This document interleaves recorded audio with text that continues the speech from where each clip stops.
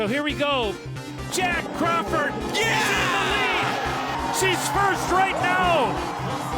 Canada's Laurence Saint-Germain coming to the line. Grenier wins. Yeah, come on! Let's go racing.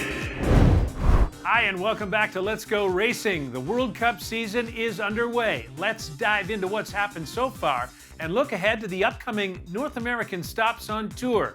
For speed skiers, weather has been the biggest story.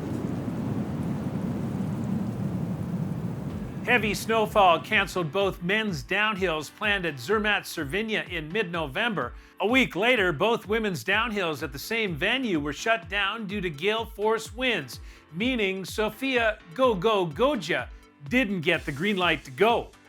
I'm really sorry for the organization. I know that we have been missing last year the races of the men's also, and I had put so much work and so much effort to the slope that it's really touching. But at the same time, I think that the priority is always the athletes. Next up, the women's tech skiers journey to North America for races at Killington, Vermont. And to no one's surprise, all eyes will be on U.S. superstar Mikaela Shiffrin. The World Cup's all-time victories leader won the 89th race of her career in Levi, Finland earlier this season. Her pursuit of 100 wins will continue on home snow, and Shiffrin's won 5 of the 11 events held in Killington's World Cup history. The Canadians are worth watching as well. Val Grenier began her season with a 7th place finish in Solden's GS. Meantime, Aline Allmeyer was 6th at both slaloms in Levi, and Laurence Saint-Germain, the reigning world champion, was 7th in the second. After Killington comes a World Cup first, 2 GS races at Mont-Tremblant in the Laurentians on December 2nd and 3rd. Alpine Canada and Mont-Tremblant received conditional approval back in October of 2022 to host giant slalom races until 2025. Nobody is more excited to compete on her home mountain than Val Grenier. I'm so excited about the World Cup in Tremblant. It means everything to me. I feel like it's a dream come true that I never thought possible. I've seen so many racers across the world that got to compete at home, and it looks like the most amazing feeling to get to race in front of their family, their friends, and to really represent at home. I think it's going to be a great feeling, so I'm super excited.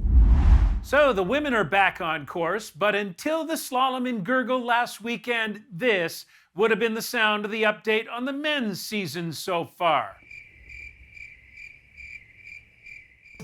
Yep, crickets. The first 3 men's races were canceled due to weather. Thankfully, that slalom did happen, and the Austrians swept the podium on home snow. Manny Feller, Marco Schwarz, and Michael Matt ruled in the Österreich. Like the women, the men head to North America next. It's the first time in over 2 decades that the speed season isn't scheduled to start in Lake Louise.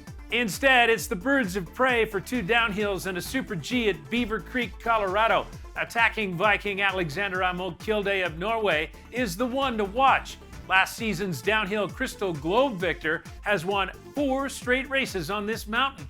Canadians have had some recent success here as well.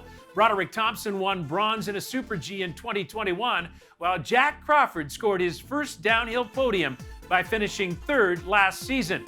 The Super G world champ is looking forward to the start of the campaign, and he knows that anything can happen.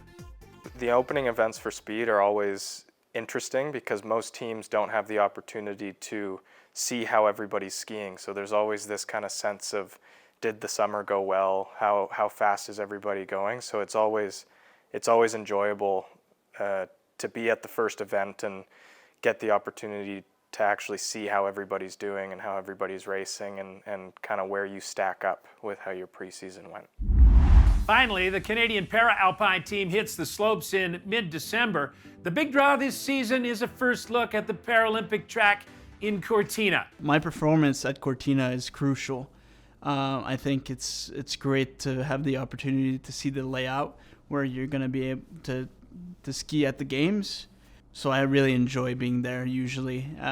All the test events and the opportunity we get prior to the games to see the hill and race on the hill it's just a great time and a great opportunity to really see what you're able to do on the hill and just manifest that win or that being on the top.